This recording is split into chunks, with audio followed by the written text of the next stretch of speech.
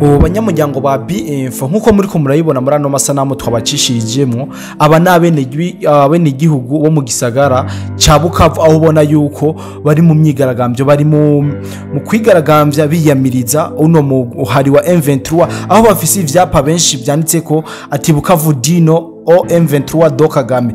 Biraboneka cyane yuko ababene gihugu batishimiye namba batishimiye na bukebuke M23 isanzwe yarafashe kino gisagara ca Bukavu. Muri Bukavu abanyagihugu baho biraboneka neza na neza n'ishavu ryinshi cyane yuko iyi ntwaro canke ukugufatwa kwa Bukavu batavyishimiye na buke. Niyo mpamvu ubona yuko ngarutse muri studio kugira ngo tubabwire ivyinshi vyinyegeje kwiyo myigaragambyo ndetse n'ikibituma bene gihugu bigaragambya cyane mo twamaze imisi tubaha ama video n'amafoto y'ingene baba bariko barahohoterwa uko bukeye uko bwije.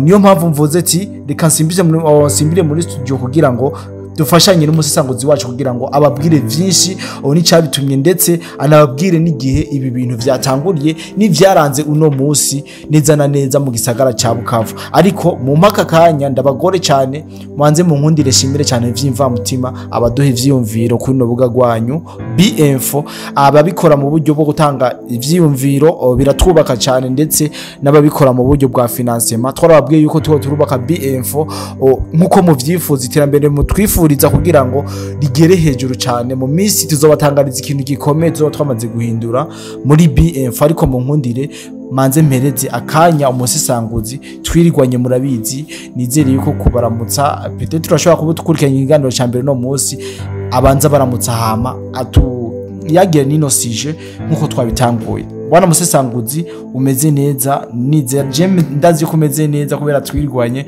mugabo ariko baradukurikirana byinshi haba bafashe telefone cyangwa televiziyo bunyene urashobora kubabwira wana ko byifashe. Amahoro cyane bwana journaliste, reka nongere kandi ndamutse abakunzi ba BF bariko barabana natwe muri bino biganiro. Ni biganiro turiko turabashikiriza kugira ngo tubereke umuco w'ibintu biri kubera mu gihugu ca Kongo cyane gose. Iki kiganiro bwana journaliste dukoze ntabwo cyari muri gahunda ntabwo cyari muri gahunda mugabo bako twabonye ari ibintu tugomba kumenyesha abantu kuko bagomba babibaza umwanya ku mwanya. Tabaye ngombwa ko dufata umwanya turikora ku antenne yacu ari Bukavu kugira ngo baduhe umuco wa bino bintu cyane gose. Ni n'inkuru mbere ibinyamakuru bitari bike ndetse nabonye n'ibinyamakuru byo mu Bwongereza byamaze kwivuga ko hari n'ikinyamakuru cyo mu Bufaransa cyayivuze ko urumva ko ni inkuru yamaze gusakara. Ariko natwe tuyisangije abakunzi bacu byo babiza cyane gusumba.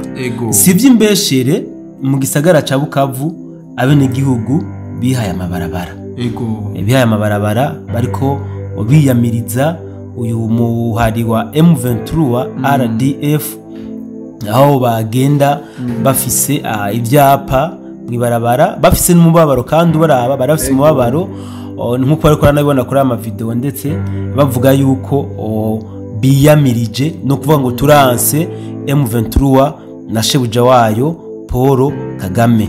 Niko ibyapa bamwe bari bafise byari byanditse ko abandi bagenda bakoma induru bavugira hejuru. Turaze no kuvuga impamvu wabona ko bafise n'agashavu.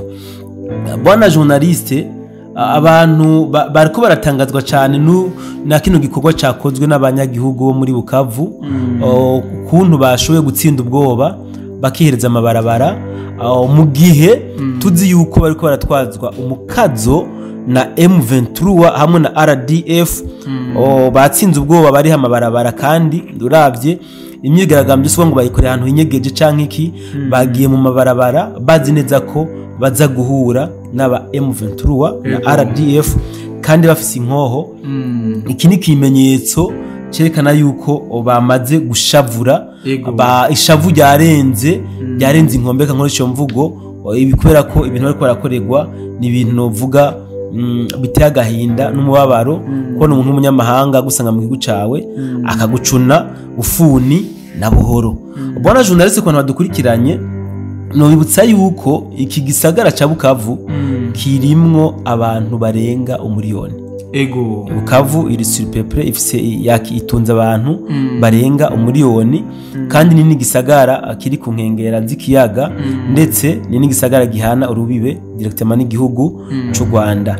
Rero kubona batsinze ubwoba bakihereza amabarabara biyamiriza igisirikare gisanzwe kibafise muri kano kanya ni ikintu gihambaye cyane gose. Nibaza ko bariko barandikisha amateka nuvuga mu karere kabo cyangwa se bariko babera n'akarorero ibindi bisagara bisanzwe bifiswe na M23.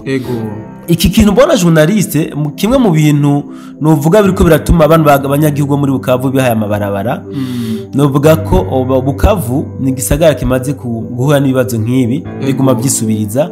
Urazi yuko M23 itaranitwa na M23 barigeze gufata bino bisagara nyuma yaho bitwa M23 barafata bino bisagara. Nukuvuga abanyagihugu baho barazi uburyo M23 yama ibatwaramwo yama ibayobora yabayoboza kabisa umukazi birazwi.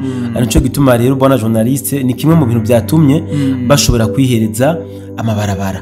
Ariko rero novuga impamvu nyamukuru abantu b'abanyagihugu bihereje amabarabara turamaze kwivuga kenshi.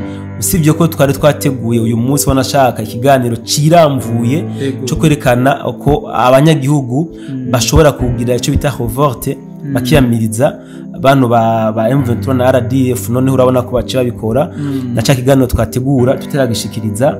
Ni kuvuga ubwicanyi buriko burabera mu gisagara ca Goma buteye ubwoba bariko barica abene gihugu cyane cyane ugwaruka urupfu rubi novuga rw'agashinyaguro aho babanza kubaturiza amasashe amavideo abayakeneye turaza kubarungikira turafise aho bakubitwa buyoka bakabapakira nk'amaseteri nukuvuga ibiti bagiye gucana mu mamodoka nukuri bariko baricwa urupfu rubi. Aha duca tugaruka ku kindi bona journaliste aba M23 na RDF uburyo bariko barafata nabi abanyagihugu bo mu gisagara ca Bukavu. Ibi biriko bira muri Bukavu no muri Goma ariko kuri kano kanya kubera ko turi kuri manifestation iriko irabera muri Bukavu turashobora kuvuga n'iki kintu cyuko basanga abagore mu bitaro n'abakobwa bakabasambanirizayo. Ibi ni ibintu bibabaje cyane gose. Uyu muhari M23 uriko urakorera abanyagihugu bo muri no bisagara bya Goma na Bukavu. Turashobora kuvuga kandi ayandi mabi novuga y'indenga kamere aho bashobora gusanga umuryango mu rugo wabo kuvuga mugabo umugore n'abana bagafata umugore bakamusambanya imbere y'abana biwe imbere y'umugabo wiwe cyangwa ugasanga bafashana n'akagakobwa gato bakagasambanyiriza mu maso ya se na nyina. Urumva ko ari ibintu bitagahinda biteye mubabaro. Aho rero naho umuserugo abayagiriye bakwe ntibamwice ko henshi babanza kumwica hama bagakora ayo mabi ikiziga kiri ngaho hama bakabona gushurashuza abasigwa biwe. Bwana journaliste amabi ariko arakorerwa ugwaruka muri Bukavu ateye ubwoba. Ahubwo rero reka nce mvuga ikintu cyabaye imbarutso ya manifestation y'uyu munsi. Ikintu cyabaye imbarutso ni umusore yagandaguwe ejo ku mugoroba ejo samedi itariki 29 agandaguwe n'umu M23 kumvo zidatahuritse zidasobanutse. Iki rero nico kintu niyo yabaye imbarutso yo kubona bano bene gihugu bihereza amabarabara n'agashavu kenshi kuvuga umujene baramwishe. Hama uyu munsi rero abanyagihugu baravuga ati no ntabwo boguma basokora kamwe turorera. Nukuvuga ejo uyu munsi hagiye kanaka ejo hazo bari jewe canke wanje baca bahitamo kugira gute guhereza amabarabara kugira ngo bereka makungu yuko amatwarire ya M23 atayo bakeneye mu gisagara cabo ca Bukavu. Iki rero bona journaliste ni ikintu gihambaye cyane gose kuko amakungu bindi ariko arabibona cyane gose. Navuze yuko hari ibitangazamakuru nabonye cyo mu Bwongereza nico mu Faransa byashoboye kuvuga kuri inkuru. Ibi rero ni ibintu ukujya Kagame agenda abesha amakungu yuko we ariko aharanira agateka k'ubwoko bw'abatutsi ngo babangamiwe bari mu gihugu cya Kongo bakoresha ururimi rw'ikinyarwanda, barabona yuko koko atari byo, kuko muri Bukavu bajya bafashe ya mbere mu kumwiyamiriza, ntitwavuga ko ari ubwoko bumwe. Urinze ubona rero abenegihugu barinze bifatira ibintu mu minwe, ucubona yuko ibintu byamaze gushika iwandabaga. Iki ni kimwe rero mu bintu bwana journaliste gishobora gutuma iyi ntambara ihindura isura. Iki ni ikintu kimwe gishobora gutuma intambara ihindura isura. Aha twobibutsa yuko mu myigaragambyo bakoze mu ndwi yo hirya, twarabwiye yuko bagenda bigaragambya bafise ibyapa, abandi bavuga amajambo yuko bariko baratabaza abawazalendo ngo nimuze mudutabare, ni mwebwe abantu bacu, twebwe turi mama banyu, turi baso wanyu, turi bene wanyu, ni mwebwe tuziga ko ubukiriro. Urumva yuko rero M23 nubwo iri mu gisagara ca Bukavu ntabwo yishimiwe na gato. Aha rero turafise yandi makuru bona journaliste, reka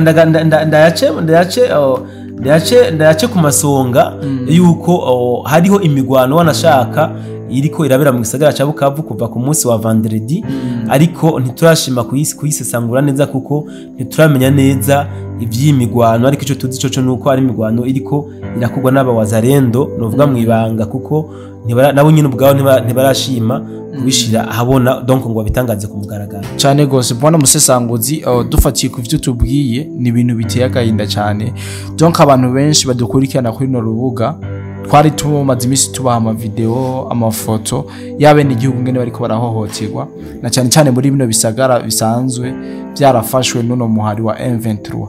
Murumva n'amabi aguma yongera kuyandi, ariko unkundire wishure kano kabazo gatoyi. M23 risanzwe iriko irahohotera cyane abatuye mu ivyo bisagara. Mbega uno munsi tuvugana kuri uno munsi byagenze gute, bifashe gute, kereka yaksho bagize mu gihe babona yuko abene igihugu basubiye kwereza amabarabara? Urakoze cyane bwana journaliste. Iki nakivuze ni ikintu abene igihugu, ikintu abene igihugu bo muri Bukavu bakoze ni ikintu gihambaye cyane gose. Batsinze ubwoba burya nubwo aba M23 baba bazi kwica gute, ndemeza yuko batoshobora kwica abanyagihugu mu gisagara ca Bukavu bose bashobora kubamara. Iki ni naco catumye abanyagihugu muri Bukavu bavuga bati oya nitwaguma duhoze bazotwicamwo benshi, kuko uwo biyumviriye baramwica, barakwega bakicira hirya. Twaravuze ko bafise ibinogo rusangi babatamwo ngo bagaca bashira ko essence.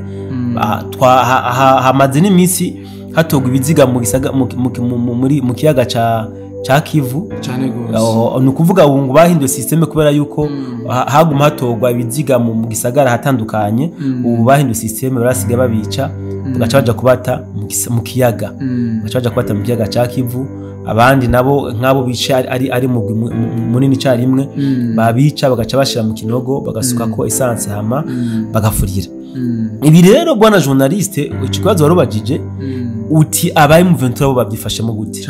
Nta kuntu na kumwe bari gushobora kubyifatamo, kuko abene gihugu iyo bagiye hamwe bagafundika ikintu bwana journaliste, nubwo woba uri umuntu ki ntushobora kubabuza, kuko dabo barafise uburenganzira bwo guhakana ikintu babona ko kitameze neza. Barafise uburenganzira bwo kuja mu mabarabara bakora imyigaragambyo iri pacifique yo kuyamiriza amatware mabi. Rero ibi byabaye nabivuze, aba M23 na RDF bahari ku mabarabara bagerageje kubabuza mu ntango, mugabo uko umwanya wahera niko baguma baba benshi hagera igihe badashobora kubabuza, barabareka barakora imyigaragambyo uko babyipfuje. Rero nta wuzi kiza gukurikira yuko baza kuza bararondera kamwe bagiye babona mu barabara ngo bamwica, ariko icingenzi nuko biyambitse agateka mu kwerekana ibitagenda neza no mu guserura icifuzo cyabo cyuko badakeneye amatwari ya M23 hamwe n'umupatro wayo Paul Kagame. Kabisa bwana musesanguzi, ku isi hasanzwe hari amategeko akingira abantu droit de l'homme menshi cyane mbega tuvuga yuko ibi biriko birakorerwa abene igihugu bari za Bukavu na Goma yuko batabibona bwana journaliste burya intambara ikabera muri Kongo irimwo amayobera menshi cyane gose utwara umuserukizi wa leta ya Kongo muri Loni twabonye ibirego yatanze twarumvise na raporo yatanzwe n'umuhinga ONU yari yarungitswe muri Kongo yari muri Kongo acaca i Kigali arasubira muri Amerika twarumvise amaraporo yatanzwe mugabo turiko turaraba ibiri kuvuga rw'intambara ntabwo biriko birerekana yuko aya maborogo y'abakongomani ariko arumvwa ntibiriko birerekana yuko n'amaraporo ariko aratangwa akorerwako ariko ico nzi nuko bitebuke ubutungane buzokora kandi butunganirize abakongomani kabisa reka ngende ko ndagusezera nizere yuko twongera kubana ariko ndanabibutsa yuko iyi nimero ushobora kuyitanga k'icifuzo cawe ugomba ko dukorera ko by the way nico ugomba kudushikiriza hama ibintu bikabandanya bigenda neza ngo kuri ekra zawe bivana n'ico muri kurakoresha kugira ababe bino biganiro byacu ngira ko ndanagusezera ndakubwira ati bye bye turongera kugaruka mu kanya gato ibiganiro ni byinshi amakuru ni menshi ku mirongo y'urugamba ciao ciao